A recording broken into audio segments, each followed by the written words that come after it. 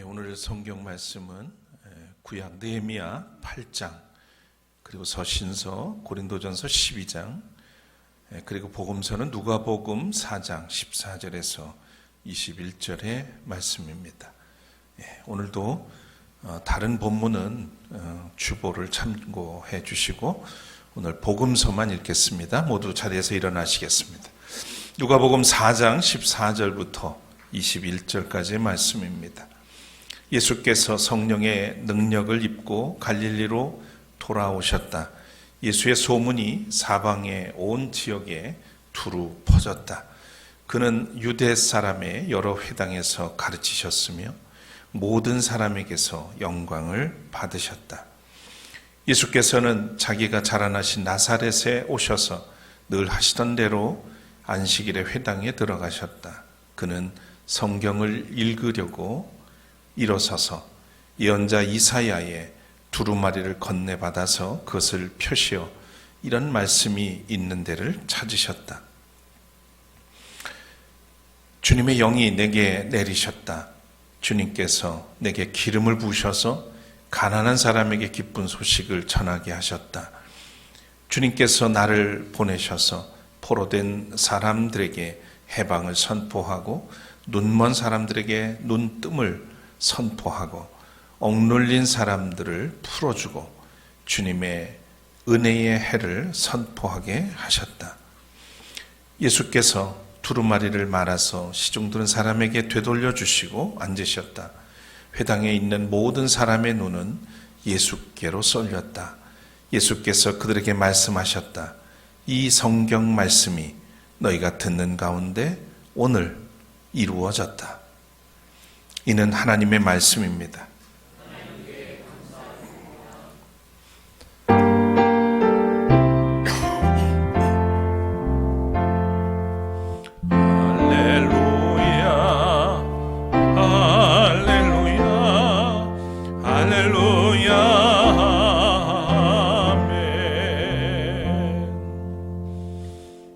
자리에 앉으시겠습니다.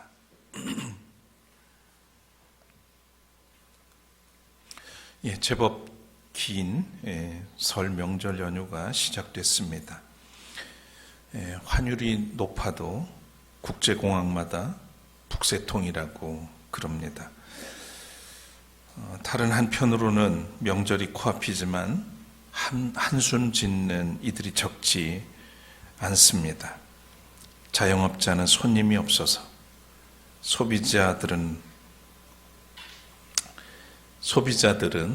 물가는 오르는데 상대적으로 수입은 늘지 않고 대출 상한에 허리가 휜다고 하죠.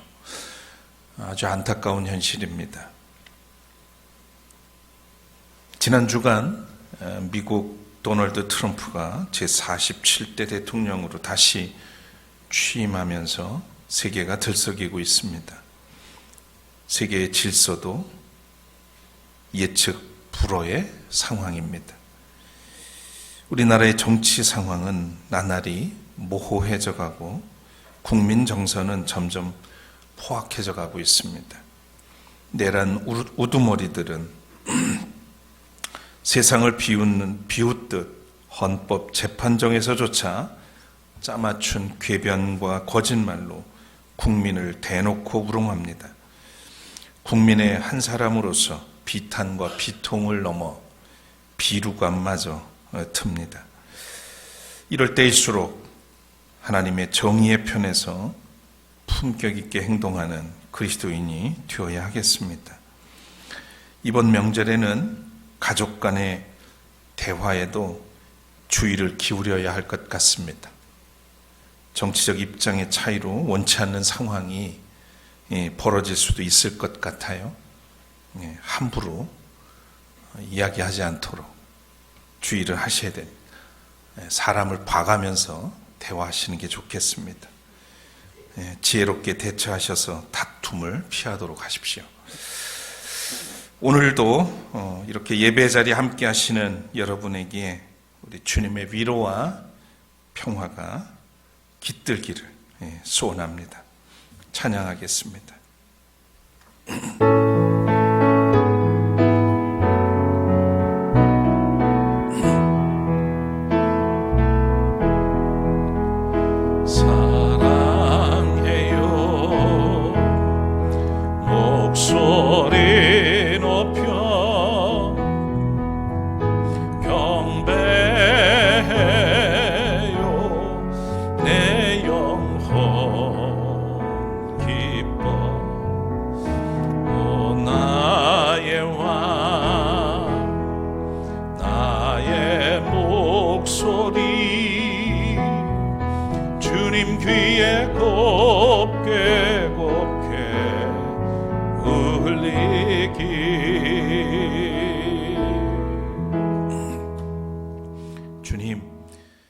감사합니다. 또 우리에게 이 어려운 시절이지만 설 명절을 허락해 주셨습니다. 가족이 만나 함께 위로하며 하나님의 은혜를 나누는 시간이 될 수 있도록 인도해 주옵소서. 어려운 이웃들이 많습니다.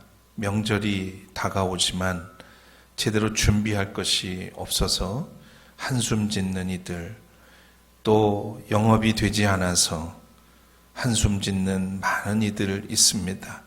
주님 위로해 주시고 그 안에 그럼에도 불구하고 하늘에 소망을 두고 희망을 포기하지 않도록 주님 인도해 주시옵소서. 어려운 시절을 속히 마감하고 또 우리가 꿈꾸는 아름다운 세상을 만들어갈 수 있도록 우리 모두에게 지혜를 주시고 무엇보다 분별력을 허락해 주셔서 흔들리지 않도록 하나님의 정의의 편에서 품격 있게 행동하는 우리 그리스도인 될 수 있도록 인도해 주옵소서. 오늘도 우리를 주의 말씀 앞에 불러주셨습니다. 이 시간 성령께서 우리를 감화하시고 감동시켜 주시옵소서. 주의 능력을 통해서 주의 말씀의 지혜와 능력을 통해서 우리가 새로워질 수 있게 하여 주시고 더욱 단단해질 수 있도록 인도해 주시옵소서. 부족한 종을 붙드시고 오늘 허락하신 말씀을 온전히 전하며 주의 뜻을 이루게 하여 주옵소서. 모든 영광 주께 돌리며 예수 그리스도 이름으로 간절히 기도 올립니다. 아멘. 요즘 우리의 상황을 둘러보면서 드는 생각이 하나 있습니다. 그것은 말씀은 시들고 말만 무성한 시대를 살고 있구나 하는 겁니다. 거짓말과 궤변 또 선동의 언어들은 차고 넘치는데 생명의 언어, 살리는 말씀은 아득하기만 합니다. 말도 안 되는 말들, 말 같지 않은 말들, 해서는 안 될 말들도 아무렇게나 던지고 내뱉는 세상을 우리가 살아가고 있는 것이죠. 무시, 경멸, 환멸, 저주, 파괴적인 말들이 참으로 난무하는 세상입니다. 서사는 사라지고 맥락 없는 소음들과 혼돈의 아우성이 비열한 거리를 배회하는 듯한 낯선 풍경을 수시로 마주하게 됩니다. 참된 말씀의 부재가 그 원인이 아닐까 하는 생각을 더 깊게 하게 됩니다. 우리는 지금 말씀이 그리운 시대를 살아가고 있습니다. 그래서인지 오늘 성서일과 시편의 말씀은 놀라운 고백을 담고 있습니다. 시편 19편 7절에서 10절 말씀에서 시인은 주님의 말씀에 대해 이렇게 묘사합니다. 조금 전에 우리가 개역 개정 성경으로 그 교독한 내용이기도 합니다. 다시 한번 보시죠. 주님의 교훈은 완전하여서 사람에게 생기를 북돋워 주고 주님의 증거는 참되어서 어리석은 자를 깨우쳐 준다. 주님의 교훈은 정직하여서 마음에 기쁨을 안겨주고 주님의 계명은 순수하여서 사람의 눈을 밝혀준다. 주님의 말씀은 티 없이 맑아서 영원토록 견고히 서 있으며 주님의 법규는 참되어서 한결같이 바르다. 주님의 교훈은 금보다 순금보다 더 탐스럽고 꿀보다 송이꿀보다 더 달콤하다. 저는 이 말씀을 묵상하다가 우리가 살 길은 참된 말씀의 회복이라는 확신이 들었습니다. 주님의 말씀은 완전하고 참되며 정직하고 순수합니다. 주님의 말씀은 티 없이 맑고 한결같다고 합니다. 주님의 말씀은 순금보다 더 탐스럽고 꿀보다 더 달콤하다고 합니다. 우리가 이 말씀에 거리를 두는 만큼 무수한 의미 없는 말에 농락당하고 있는 게 아닌가 싶습니다. 어디서든지 선한 것이 영향력을 발휘하지 못하면 악한 것이 판을 치는 것은 당연한 일입니다. 최근에 저는 중앙대 동문학과 교수로 있는 김누리 교수가 쓴 한결의 칼럼을 읽게 됐습니다. 일부를 소개하자면 이렇습니다. 평생 언어를 다루는 문학 선생을 했지만 요즘처럼 언어에 절망한 적은 없다. 도대체 어떤 말로도 이 불가사의한 인간을 포착할 수 없기 때문이다. 윤석열을 보며 언어의 한계를 절감한다. 이리도 비겁하고 비열하고 비루한 인간을 본 적이 없기 때문이다. 자신만의 안위를 위해 극렬 지지자를 선동하고 휘하의 부하들을 위험으로 내몰고 손바닥 뒤집듯 약속을 어기고 뻔뻔스러운 거짓말을 일삼고 온갖 핑계로 법 집행을 피해 다니는 이 괴물을 어떻게 표현할 수 있겠는가? 삼비형 인간, 비겁, 비열, 비루. 삼비형 인간이 벌이는 행태가 참으로 점입가경이다.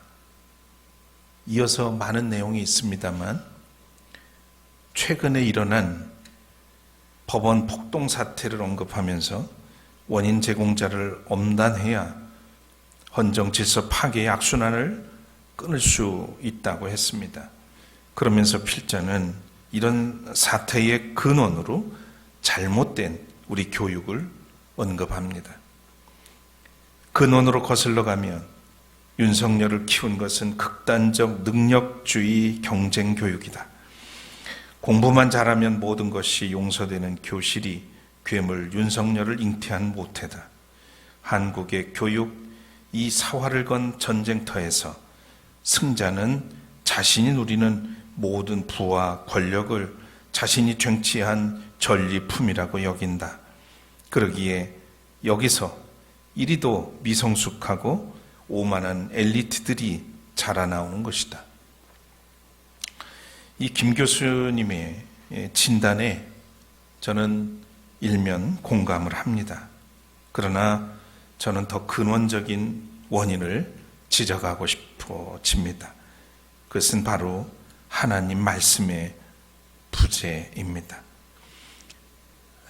물론 저도 교육을 전공한 사람이기도 합니다. 교육의 목적, 가치, 또 방법 다 중요하죠. 다 중요합니다. 그런데 더 근원적인 문제를 이야기하자면 그것은 우리에게 하나님 말씀이 사라졌다고 하는 점이라는 것입니다. 창조주 하나님이 부정당한 자리에 인간의 만행이 벌어지게 마련입니다. 생명의 말씀이 없는 곳에 죽음의 언어들이 넘실대기 마련이죠. 다시 말하면 이 땅에 그리스도인이 있고 이 땅에 수많은 교회가 있고 이 땅에 수많은 하나님을 믿는 사람들이 있는데 그 하나님 믿는 사람들이 제대로 하나님 말씀대로 살지 못하고 있기 때문에 이런 일들이 일어나고 있다는 것이죠. 더욱이 우리나라 정치인들, 법조인들, 내노라는 한 자리씩 하는 사람들의 상당수는 기독교인들입니다. 적어도 교회 다니면서 멀쩡히 인사받고 다니는, 어디서나 큰 소리 치는, 어디서나 대접받을 수 있는 그런 자리에 있는 수많은 사람들이 그리스도인이에요.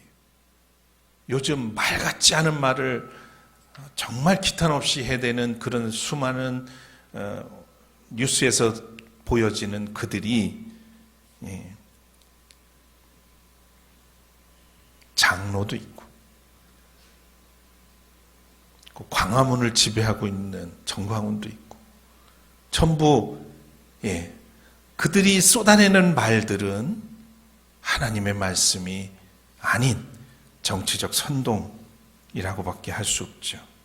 그래서 나라는 점점 이렇게 나락으로 떨어져 가는 것 같습니다. 오늘 성서 일과의 주제는 말씀으로 빚어진 공동체라고 할 수 있겠습니다. 하나님의 백성의 실존은 근본적으로 그 말씀을 듣고 읽고 가르치며 응답하는 삶에 있습니다. 오늘 제1독서 본문인 느헤미야 8장에서는 바벨론에서 예루살렘으로 귀환한 백성들을 모아서 에스라가 성전 재건 중에 발견한 그 율법책을 읽어주어서 하나님의 은혜를 깨닫고 하나님과의 관계를 회복하게 된 사건을 소개합니다. 이 기념비적인 사건은 500여 년이 지난 후 예수 시대에 유대인들이 안식일에 회당에 모여서 두루마리를 펴서 낭독하는 전통의 기원이 됩니다.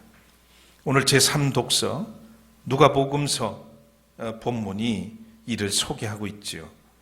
이 전통은 성전 중심의 종교적 삶을 회당 중심으로, 제사 중심에서 말씀 중심으로 이동하게 됩니다.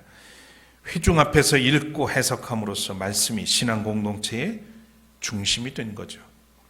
오늘은 제3독서 이 누가복음의 본문을 중심으로 이사야의 예언이 어떻게 예수 그리스도를 통해 성취되고 예수님은 그것을 어떻게 메시아로서의 사명으로 받아들이게 되었는가에 관한 말씀을 나누려고 합니다.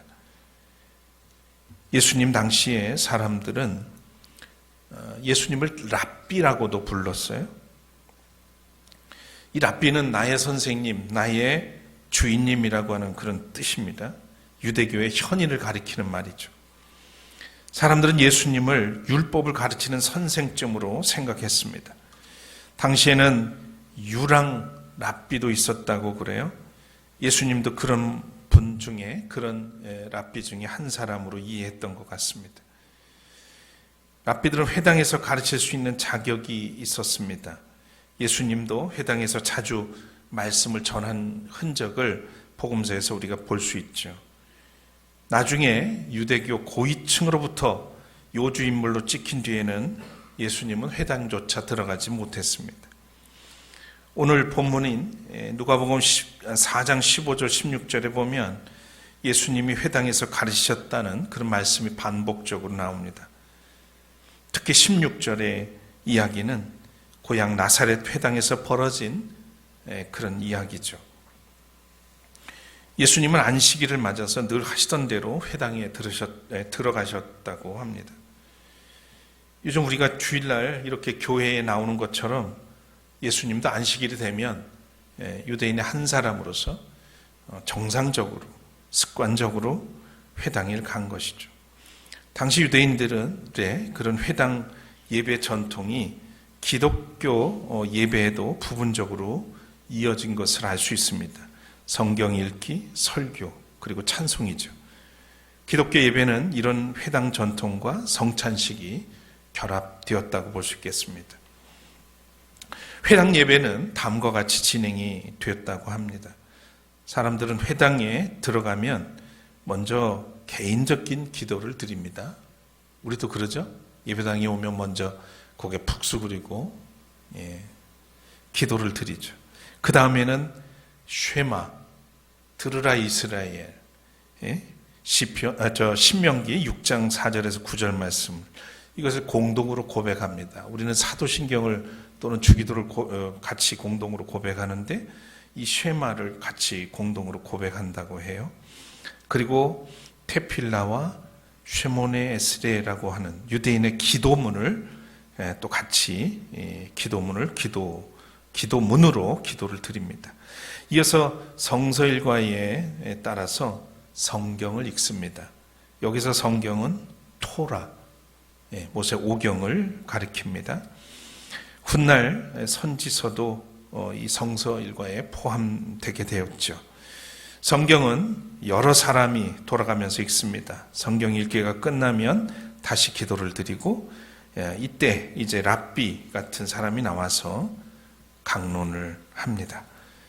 마지막으로 카디시라고 하는 기도문을 함께 외움으로써 집회를 마치게 됩니다. 예수님은 성경 맡은 사람에게 오늘 본문에 나오는 내용으로 이어가자면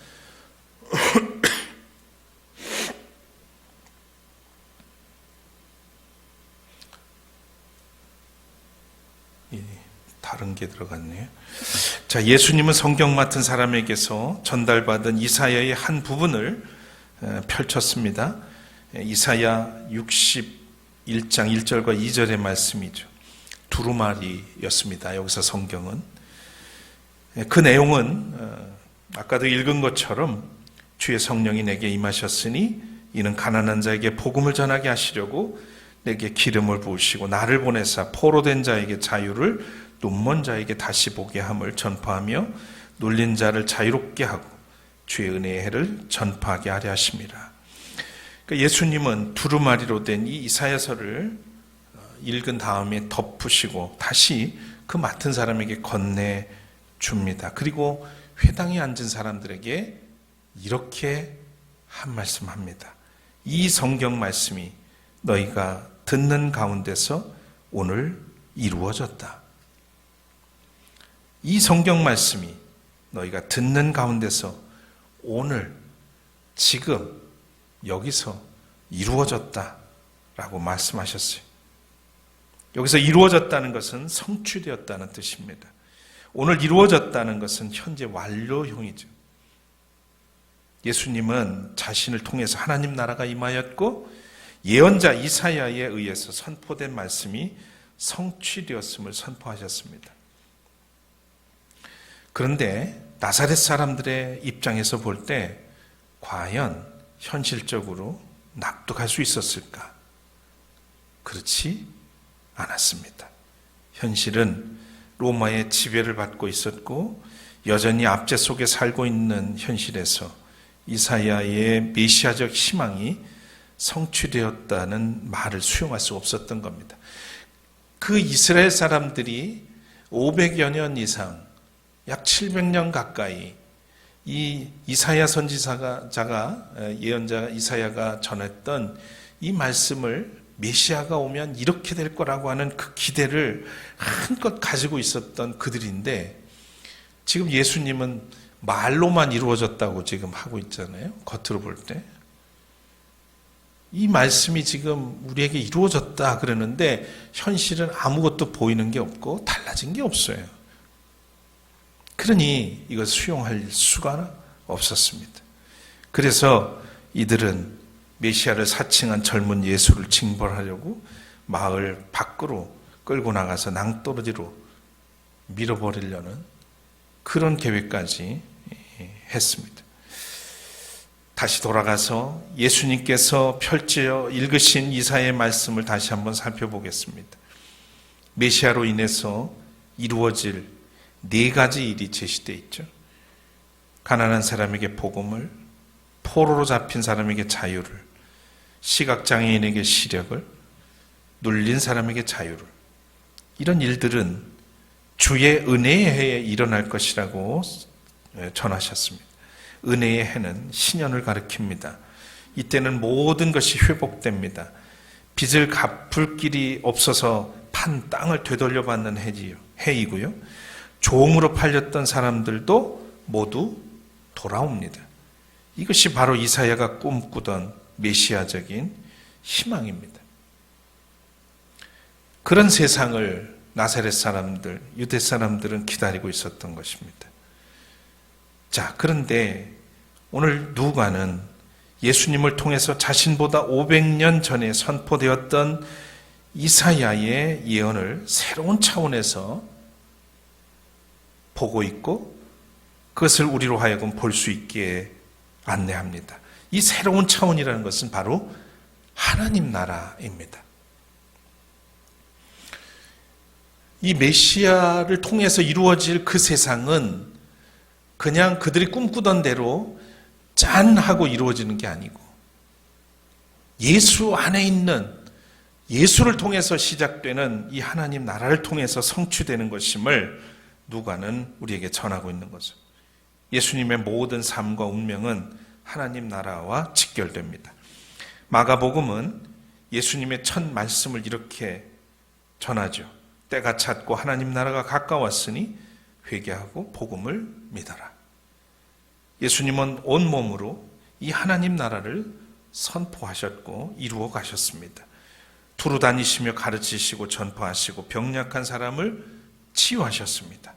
예수님의 사역과 비유 이야기들은 모두 하나님 나라의 토대 위에서 전해졌고 말씀이 되어졌습니다. 하나님 나라는 하나님의 통치를 말합니다. 하나님의 통치는 하나님의 존재 방식이기도 하죠. 이것은 곧 사랑이고 창조입니다. 예수님은 모든 사람들의 영적 관심을 이 하나님 나라에 집중시켰습니다. 심지어 이렇게까지 말씀하셨죠. 너희는 먼저 하나님의 나라와 하나님의 의를 구하여라. 그리하면 이 모든 것을 너희에게 더하여 주실 것이다. 여기서 모든 것에는 이사야 선지자가 예언한 그 내용까지를 포함한다고 볼 수 있습니다. 하나님 나라에 전념하는 사람에게는 가난, 포로, 눈먼, 눌림도 모두 해결된다는 선언이자 약속입니다. 광야에서 악마의 시험을 통과한 예수께서 공적 사역을 시작하시면서 나사렛 회당에서 예언자 이사야의 말씀을 두루마리에서 펴서 읽으신 데는 분명한 이유가 있습니다. 그것은 예수님 자신이 구원자요 메시아임을 선언하면서 그 사명을 밝히기 위한 것이었습니다. 예수님의 메시아로서의 사명은 하나님의 은혜를 선포하는 것입니다. 가난한 사람에게 기쁜 소식을 전하는 것이죠. 가난한 사람이 여러분 누굽니까? 죄와 욕심에 포로된 사람들, 창조주 하나님을 보지 못하는 사람들, 제도와 자본에 짓눌려 사는 사람들입니다. 이들에게 진리 안에서 참된 자유를 주어 하나님 나라를 위해 살도록 하는 것입니다. 그래서 예수께서 우리에게 이 자유를 주시기 위해서 당신은 가장 철저하게 외면당하시고 또 처절하게 십자가에 달리셨음을 우리는 기억해야 하겠습니다.